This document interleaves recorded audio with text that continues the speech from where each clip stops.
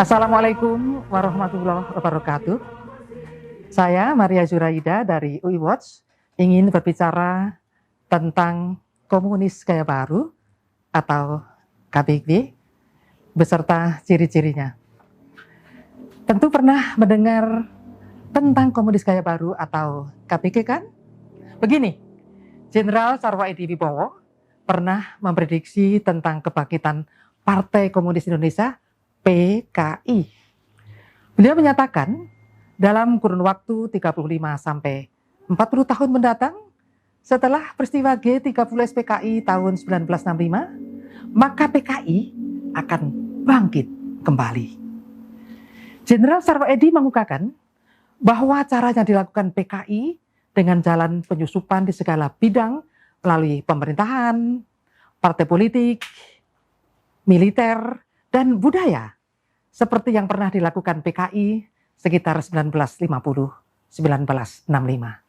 Kesimpulan itu menurut Pak Sarwoedi berdasarkan dokumen-dokumen yang berhasil disita dan hasil interogasi terhadap anggota PKI yang tertangkap saat operasi-operasi yang dipimpinnya. Ternyata apa yang terjadi? Kini telah muncul komunis gaya baru KGB di sekitar kita. Banyak ciri-ciri dari komunis gaya baru, namun dengan durasi yang singkat, kami sampaikan 3 ciri terlebih dahulu, yaitu memutarbalikkan fakta, berdusta, dan intimidasi. Yang pertama, kita bicara tentang ciri memutarbalikkan fakta. PKI sebagai pelaku pemberontakan G30S tahun 1965 telah diputarbalikkan PKI menjadi sebagai korban melalui tulisan-tulisan di media atau beberapa buku yang ditulis dan dijual melalui toko-toko buku. Ini merupakan pemilukan sejarah yang dilakukan pasca 1998. Memang kurikulum sejarah Indonesia pasca 1998 telah menghilangkan sejarah pemberontakan PKI 1948 dan 1965. Oleh karena itulah, para pelajar bahkan mahasiswa lebih percaya pada tulisan-tulisan yang mereka peroleh di media ataupun buku-buku yang ditulis oleh simpatisan PKI. Yang kedua, ciri berdusta. Berdusta atau berbohong sering dilontarkan para calon legislator atau para pejabat eksekutif. Seorang caleg dari partai tertentu berkampanye begini, nanti kalau saya menjadi anggota DPR RI akan mendorong pembebasan uang SPP di sekolah-sekolah. Setelah jadi, boro-boro ya bersuara seperti itu di DPR. Yang penting menang dulu dan bisa duduk sebagai anggota DPR. Masalah janji kan hanya sekedar janji. Kok gampangnya berdusta pada rakyat?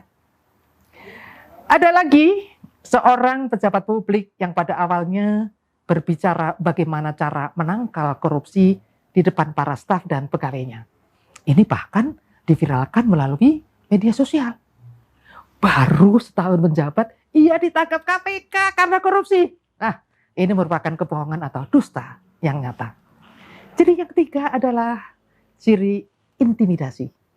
Banyak cara intimidasi yang dilakukan oknum belakangan ini. Seorang pejabat KPK, Komisi Pemberantasan Korupsi, pulang dari sholat subuh di masjid, disiram matanya dengan air keras. Terlepas siapa pelakunya, ini kan merupakan intimidasi terhadap pejabat yang pernah membongkar korupsi di Indonesia. Ada juga seorang ulama terkenal, kita sebut Syekh Ali Jaber. Beliau beberapa bulan lalu dianiaya dengan menggunakan senjata tajam saat memberikan ceramah di masjid salah satu provinsi Lampung. Setelah pelakunya ditangkap, kok dinyatakan sebagai orang gila? Ada ya? Masa orang gila kok bisa memilih ulama atau kiai untuk dianiaya? Nah, hal penganiayaan tersebut berkali-kali terjadi pada ulama-ulama kita di seluruh Indonesia.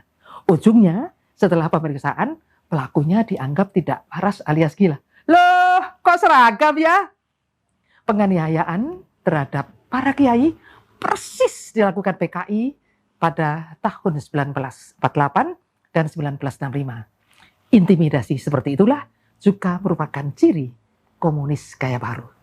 Saya Maria Juraida dari IWATS. Sampai jumpa. Billahi taufiq wal hidayah.